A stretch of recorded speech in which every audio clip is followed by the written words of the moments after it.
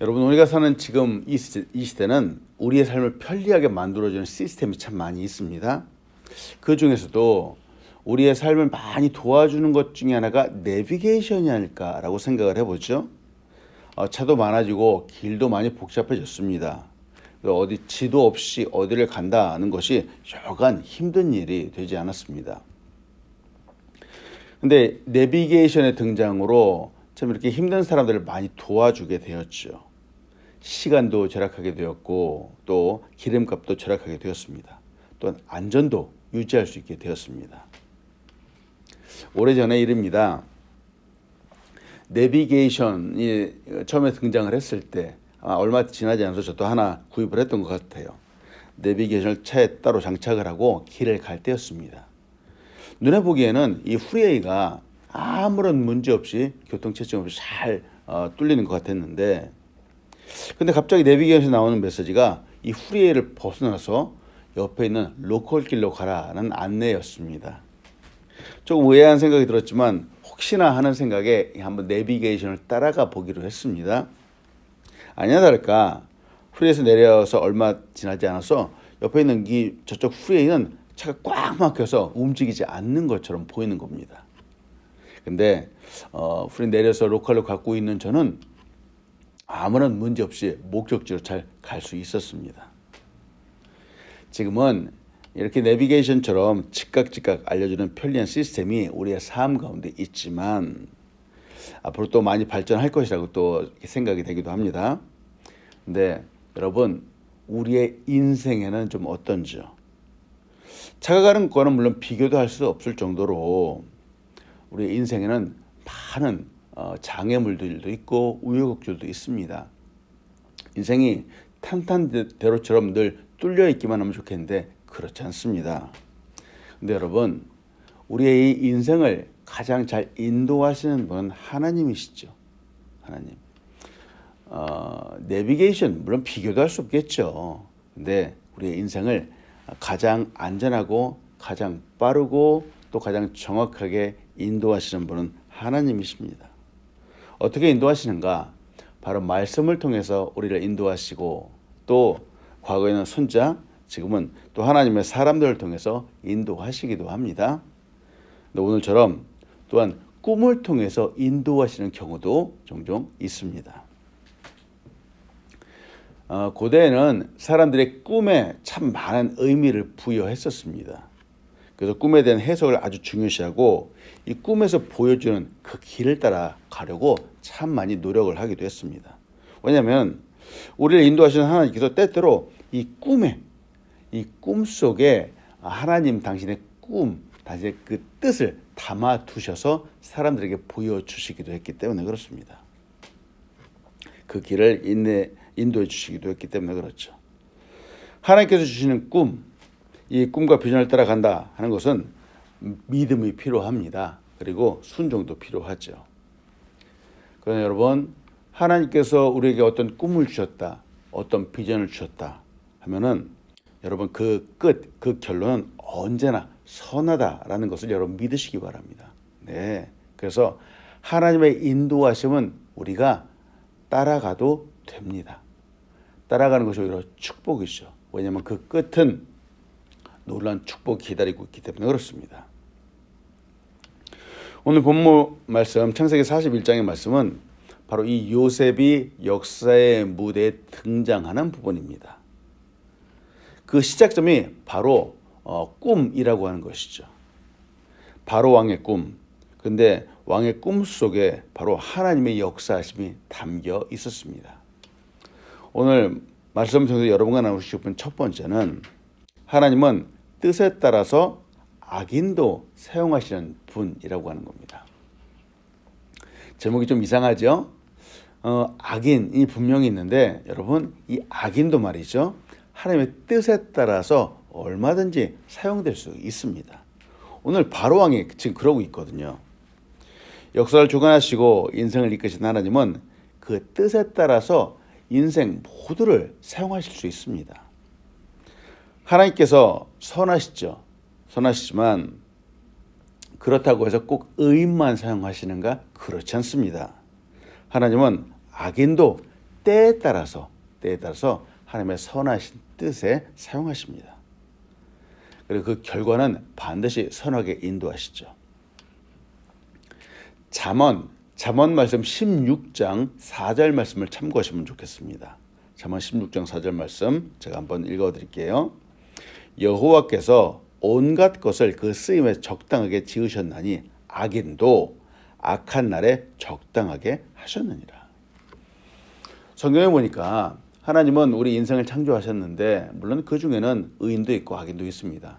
근데 보세요. 악인도 악한 날에 적당하게 쓰임 받게 하기 위해서 하나님이 창조하셨다라고 성경은 말하죠. 모든 만물에는 하나님의 창조의 섭리가 담겨 있습니다. 즉 사용의 그 목적에 따라서 때에 따라서 하나님께서 사용하시기 위함이죠. 오늘 본문에서 요셉은 마치 한 문제 해결사처럼 등장을 합니다. 그런데 요셉을 역사의 무죄로 등장하도록 그 원인을 제공한 사람이 바로 바로왕입니다.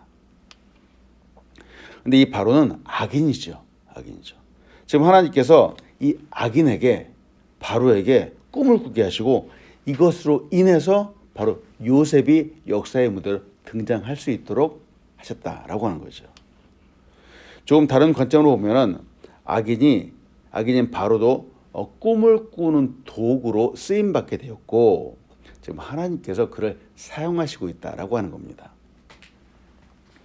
악인입니다. 악인인데 꿈을 꾸었고 역사에 쓰임 받고 있습니다. 왜 하나님은 이 악인인 바로에게 꿈을 주셨을까요? 당시의 시대적인 상황을 보는 겁니다.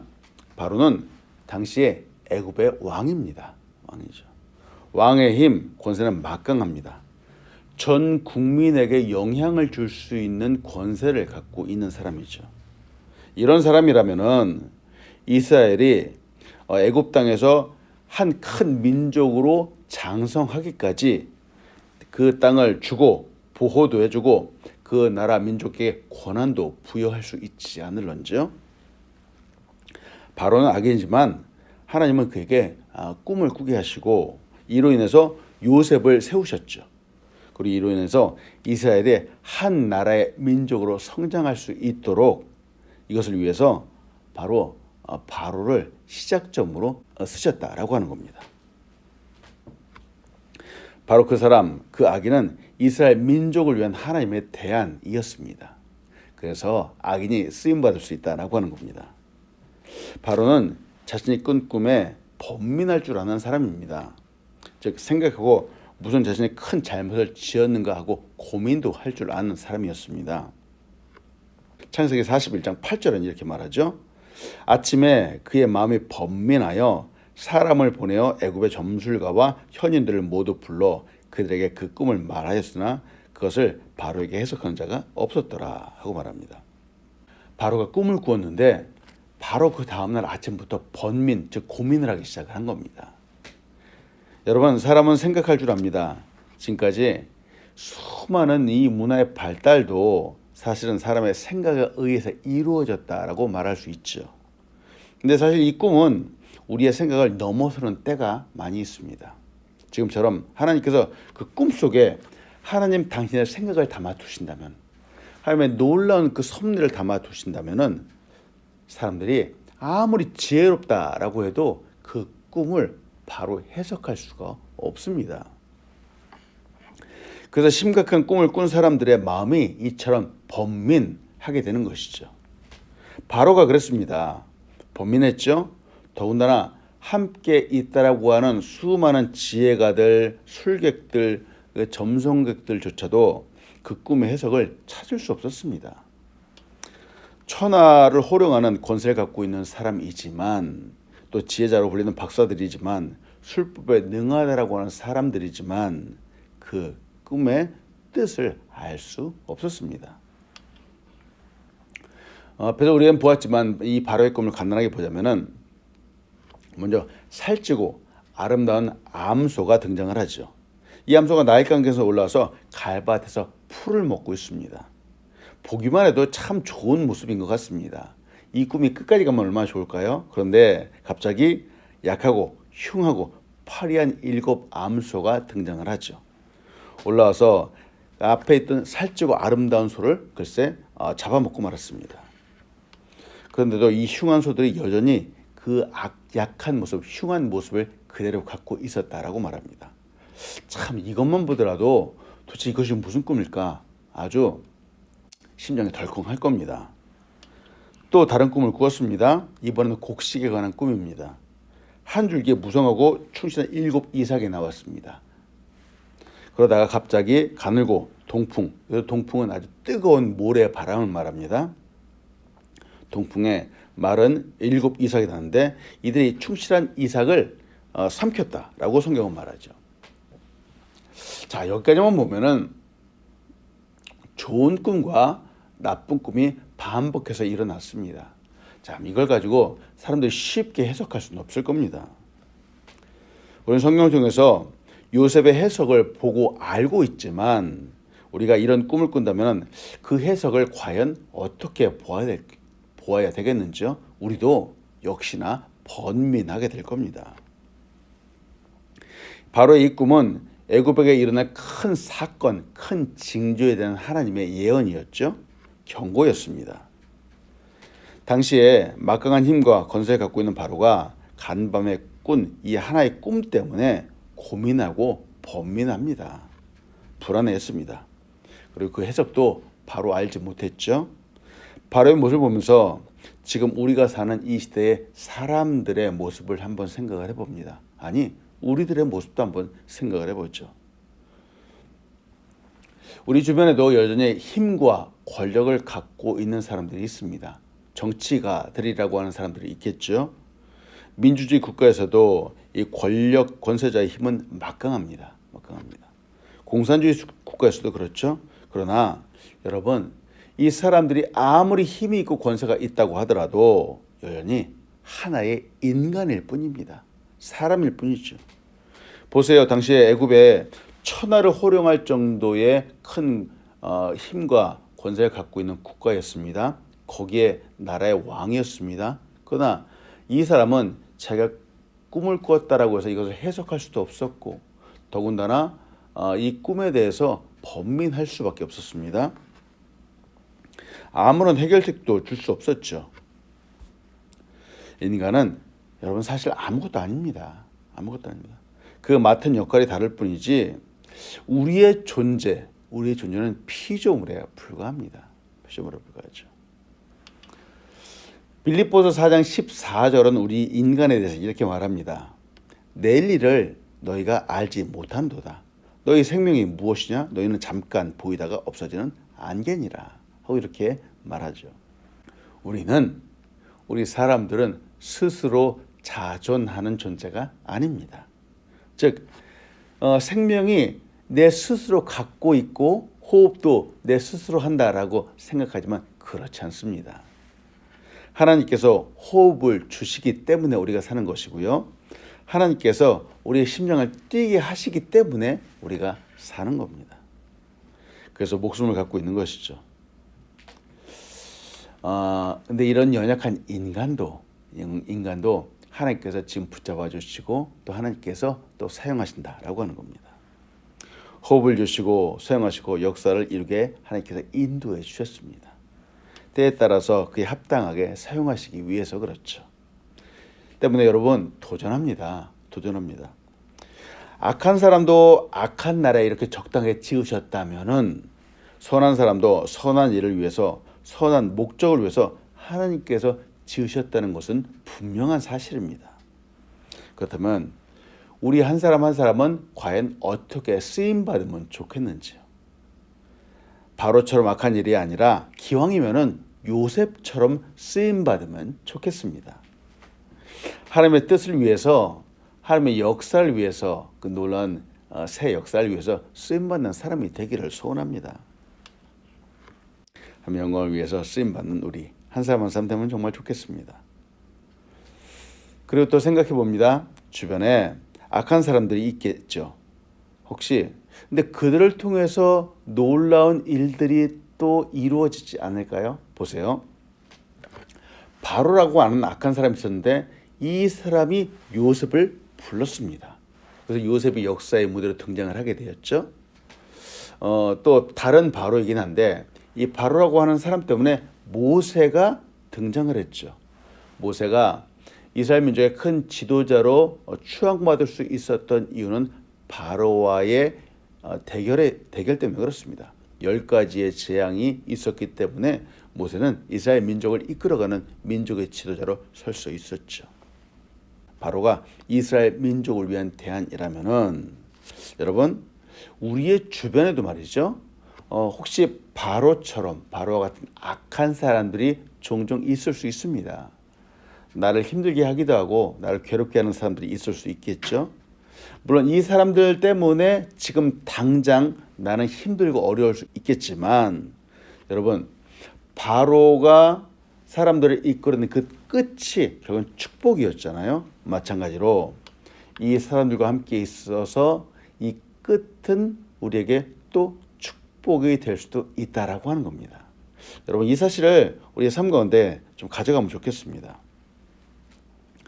우리 주변에 있는 악한 사람들이 어쩌면은 지금 당장은 우리를 힘들게 하지만 이 악한 사람들과의 관계가 나중에 끝나고 나서 하나의 무엇인가가 이루어지고 나서 그 끝은 더 놀라운 더 큰 축복으로 우리에게 다가올 수도 있다라고 하는 겁니다. 때문에 우리 주변에 악한 사람들이 있더라도 너무 힘들어하지 마시고 하나님께서 주실 축복을 생각하면서 이기고 승리하는 우리가 되길 간절히 소원합니다. 자, 근데 이렇게 이기는 과정들이 쉽지 않죠. 우리가 하나님의 영광을 위해서 쓰임 받으려면은 늘 하나님과 지속적으로 교제를 해야만 됩니다. 내 힘만으로 할 수 없기 때문에 그렇습니다. 늘 말씀 보고 늘 기도하고 늘 찬양해야 되죠. 이엠 바운즈가 기도의 능력이라고 하는 책에서 우리에게 이렇게 소개를 합니다. 예수 그리스도를 그들의 인격 속에서 가장 충분히 나타냈던 사람들, 그리고 그리스도의 영향을 세상에 가장 강력하게 주었던 이들은 모두 하나님과 많은 시간을 보냈고 그런 습관을 그들의 생활 특성으로 삼았던 사람들이었다라고 이렇게 말합니다. 늘 하나님과 함께 교제하십시오. 즉 말씀 보고 기도하고 묵상하고 하나님과 함께 교제하십시오. 그러면은 여러분 우리 주변에 악한 일들 힘든 일이 있더라도 이것이 결과적으로 나중에 역사에 놀라운 새로운 출발점도 될 수 있다라고 하는 겁니다. 오늘 이런 축복이 우리의 삶 가운데 있기를 간절히 소망합니다. 우리의 삶 가운데 많은 갈망들이 있을 겁니다. 부자가 되고 싶은 갈망도 있고 잘 살고 싶은 갈망도 있고 또 형통하고 싶은 갈망도 있고 사랑하는 사람이 잘 되기를 원하는 그런 갈망들도 있을 겁니다. 그러나 그 모든 것들보다도 하나님의 영광을 위해서 살아가고자 하는 그런 갈망을 먼저 품는 우리가 되기를 소원합니다. 하나님의 영광을 위해서 이 땅에서 거룩하고 온전하게 살아가고자 한다면 다른 이 모든 것들은 우리에게 덤으로 축복으로 다가오게 될 것입니다. 두 번째로 나누고 싶은 것은 이렇게 하나님의 뜻에 따라서 악인도 사용이 된다면은 하나님은 또한 선한 사람을 귀하게 여기시는 분이라고 하는 것이죠. 하나님은 선한 사람을 귀하게 존귀하게 보시는 분입니다. 바로는 꿈을 꾼 그 아침에 사람들을 불러서 그 뜻을 알고자 했습니다. 바로는 성격이 급한 사람입니다. 고민도 하고 걱정도 근심도 많은 사람이지만 또한 그 성격이 급해서 이 궁금한 것을 바로 알고자 하는 사람이기도 했습니다. 요셉은 이미 바로의 성품이 어떤 사람인가를 알고 있습니다. 그는 그 꿈의 내용을 듣자마자 바로 해석해서 알려줍니다. 오늘 본 말씀이죠. 창세기 41장 25절 이렇게 말합니다. 요셉이 바로에게 아뢰되 바로의 꿈은 하나라. 하나님이 그가 하실 일을 바로에게 보이심이니라. 이렇게 말하죠. 요셉이 그 바로의 꿈을 듣자마자 바로 이야기해 주었습니다. 준 이유는 물론 하나님께서 지혜를 주셔서 그 해석을 바로 알게 해 주시기도 했지만 무엇보다도 바로 이 성격, 급하고 궁금하고 고민하는 것을 바로 알고자 하는 성격을 알았기 때문에 바로 이야기를 해줬죠. 자, 이 부분을 통해 다시 보는 것은 요셉은 사람을 읽을 줄 아는 사람이었다라고 하는 거예요. 사람의 성향을 잘 파악할 줄 아는 사람이었다는 거죠. 바로는 요셉의 해석을 듣고 또 그 해결 방안도 듣고 너무 흡족해하는 겁니다. 그 마음의 걱정과 근심, 번뇌가 다 사라지는 것 같았습니다. 여러분, 우리 주변에도 크고 작은 고민들을 안고 있는 사람들이 많이 있습니다. 그래서 고민하죠. 어려워하는 분들이 많이 있습니다. 우리의 삶 자체는 늘 문제와 함께 한다라고 말할 수 있겠습니다. 때문에 저는 늘 기도하죠. 또 늘 바랍니다. 이렇게 문제로 고민하는 사람들, 즉 세상의 사람들이 우리 때문에 그 마음에 평안을 얻게 되고 또 우리 때문에 위로를 얻게 되기를 소원하는 것이죠. 보세요. 바로가 번민을 했는데 요셉 때문에 그 번민하는 마음의 위로를 얻었습니다. 마찬가지로 세상의 사람들도 바로 우리 때문에, 우리 그리스도인들 때문에 그 번민하고 고민하고 어려워하는 그 마음들이 위로를 얻기를 소원하는 것이죠. 요셉이 바로에게 가장 먼저 준 것은 꿈의 해석이었지만 무엇보다도 바로의 성격, 그의 마음을 알고 그의 고민을 해결해 주었다라고 하는 겁니다. 우리로 인해서 다른 사람들이 또한 행복을 느끼게 되기를 소원합니다. 또 우리가 있는 곳마다 문제가 사라지기를 소원합니다. 또 우리의 말 한마디로 사람들에게 위로를 주고 또 그들로 힘도 얻게 되기를 소원합니다. 이렇게 쓰임받으면 좋겠습니다. 오늘 하루도 우리가 하나님의 자녀로 이 땅에 살아가는 이유가 바로 여기에 있지 않을런지요. 요셉이 지금 그 부분에 쓰임받고 있죠. 오늘도 우리 때문에 사람들이 숨쉬게 되기를 소원합니다. 오늘 본말씀 창세기 41장 26절로 36절을 마지막으로 봅니다. 7 좋은 암소는 7회요 7 좋은 이삭도 7회니 그 꿈은 하나라. 그 후에 올라온 파리하고 흉악한 7소는 7년이요 동풍에 말라 속이 빈 7 이삭도 7회 흉년이니 내가 바로에게 이르기를 하나님이 그가 하실 일을 바로에게 보이신다 함이 이것이라. 온 애굽 땅에 7회 큰 풍년이 있겠고 후에 7회 흉년이 되므로 애굽 땅에 있던 풍년을 다 잊어버리게 되고 이 땅이 그 기근으로 망하리니 후에 든 흉년이 너무 심함으로 이전 풍년을 이 땅에서 기억하지 못하게 되리이다. 바로께서 꿈을 2번 겹쳐 꾸신 것은 하나님이 이 일을 정하셨습니다. 하나님이 속히 행하시리니 이제 바로께서는 명철하고 지혜 있는 사람을 택하여 애굽 땅을 다스리게 하시고 바로께서는 또 이같이 행하사 나라 안에 감독관들을 두어 그 7회 풍년에 애굽 땅의 5분의 1을 거두되 그들로 장차 올 풍년의 모든 곡식을 거두고 그 곡식들을 바로의 손에 돌려 양식을 위하여 각 성읍에 쌓아두게 하소서. 이와 같이 그 곡물을 이 땅에 저장하여 애굽 땅에 임할 7회 흉년에 대비하시면 땅이 이 흉년으로 말미암아 망하지 아니하리이다. 여러분, 이 요셉의 이 해석, 요셉의 이 말, 문제 해결 방식이 정말 지혜롭지 않습니까? 근데 이 지혜는 하나님께로부터 온 것이죠. 즉 하나님이 하실 일을 대변하는 사람처럼 지금 요셉은 이야기를 하고 있습니다. 요셉은 이 사건 하나로 총리가 됩니다. 애굽의 총리가 되죠. 그가 이 상을 만나고 총리가 될 때 나이가 30세입니다. 아주 젊은 나이죠. 생각해 봅니다. 한 나라의 총리가 된다면은, 더군다나 애굽의 총리가 된다면은 사실은 나이도 지긋이 있고 경륜도 좀 쌓이고 그런 사람이 돼야 되지 않을런지요. 그러나 요셉은 아주 어린 나이, 30이라고 하는 나이에 엄청나게 큰 나라의 총리가 됩니다. 그리고 한두 해가 아닌 오랫동안 이 총리의 자리를 유지하게 되죠. 젊다고 어리다고 사람을 함부로 평가하면 안 되겠습니다. 보세요. 요셉이 어리다고 그가 말하는 그 꿈의 해석을 무시하고 함부로 평가를 했다면 애굽은 아마 망했을지도 모릅니다. 선한 사람, 성실한 사람, 특히 정직한 사람이라면 그가 어리건 젊건 여러분 존중해 주십시오. 존중해 주십시오. 하나님께서 그와 함께 하시기 때문에 그렇습니다. 저는 늘 마음에 품고 생활하는 구절이 있습니다. 골로새서 3장 22절과 24절입니다. 여러분 참고하시면 좋겠습니다. 저는 생활할 때, 일상의 삶을 살아갈 때, 또 누군가와 함께 일을 할 때 늘 이 말씀을 마음에 품고 생활합니다. 골로새 3장 22절로 24절 종들아 모든 일에 육신의 상전들에게 순종하되 사람을 기쁘게 하는 자와 같이 눈가림만 하지 말고 오직 주를 두려워하여 성실한 마음으로 하라. 무슨 일을 하든지 마음을 다하여 주께 하듯 하고 사람에게 하듯 하지 말라. 이는 기업의 상을 주께 받을 줄 아나니 너희는 주 그리스도를 섬기느니라.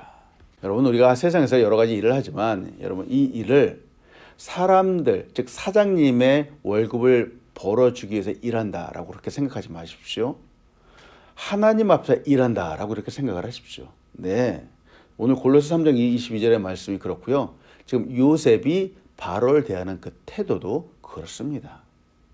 단지 사람 앞에서 그냥 잘 보이기 위해서 말하고 행동하는 것이 아니라 하나님께서 내 앞에 하나님이 계신다, 하나님께서 이 일을 주신다라는 그런 생각을 가지고 성실하게 임하는 것이죠.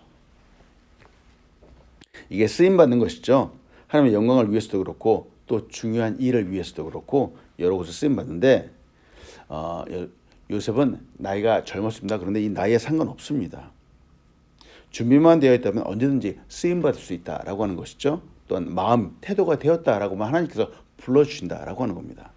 때문에 오늘도 우리가 하는 일이 늘 반복되는 일상의 삶 같지만 주님 앞에서 한다라고 여러분 생각하십시오. 그리고 하루하루의 그 모든 순간순간들을 기쁨과 보람으로 감당하십시오. 말씀 마칩니다. 요셉, 노예로 팔려가고 또 감옥에 갇히기도 하고 또 억울한 일을 당했지만 그는 가장 먼저 하나님의 이름을 선포하며 하나님의 영광을 말하는 사람이었습니다. 하나님은 그를 높이시고 또 그를 존귀하게 결국은 만들어 주셨죠. 오늘 하루에도 그의 향기를 바라는 우리가 되기를 간절히 소원합니다. 하나님의 인도하심을 의지하십시오. 그 인도하심의 끝은 언제나 선하다라는 사실을 여러분 믿으십시오. 하나님의 인도하심에 순종함으로 또 기쁨으로 늘 잘 감당하는 우리가 되기를 소원합니다. 예수 그리스도의 십자가를 생각하면서 오늘도 승리하시길 소원합니다. 아멘.